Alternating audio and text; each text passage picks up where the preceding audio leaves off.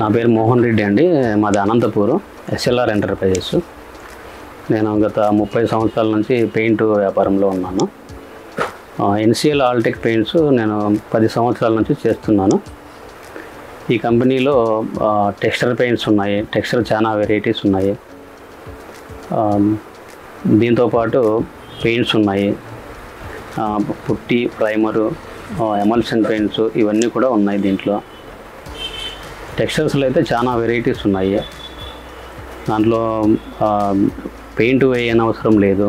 Direct పుట్టిను paints వేయకోకుండా డైరెక్ట్గా టెక్స్చరే పెట్టచ్చు.